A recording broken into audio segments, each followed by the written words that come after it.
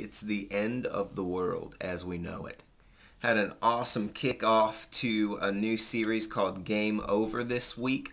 It's about sort of the end of the world slash the Mayans slash really it's all about Jesus, like every sermon series that we've ever done and every sermon series that we ever will do, as long as we're preaching the Bible, which will be until we die or Jesus comes back. Right, so this week in Mark chapter 13, Jesus had some things to say to us about the end of the world, what that will look like, how we'll kind of know it's coming.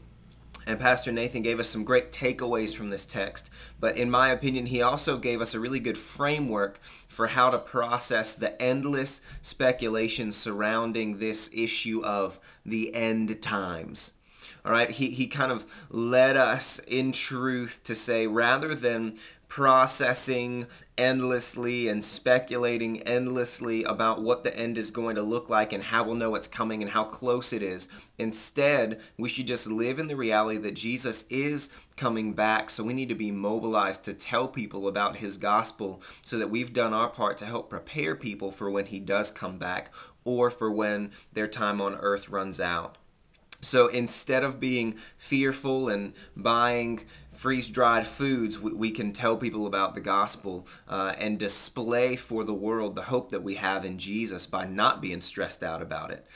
So that'll be kind of what our conversation is centered around in our R groups this week. But real quickly, I also want to remind you of the Christmas Eve service. Revo Worship is going to be breaking into the a cappella music scene. So if you guys are there, you'll get the foretastes of that. Obviously, it won't be too long before people are calling us from the sing off and from the voice trying to get us on there. But we're committed to you guys, so don't worry about us going anywhere. But you're not going to want to miss this service. Some really cool creative elements that we're going to be throwing in there that you guys probably haven't seen before. So invite your friends and your family. Let this be a great outreach tool for you to get some of your friends that don't know Jesus to a cool service where the gospel will be presented. So you guys have a great R group.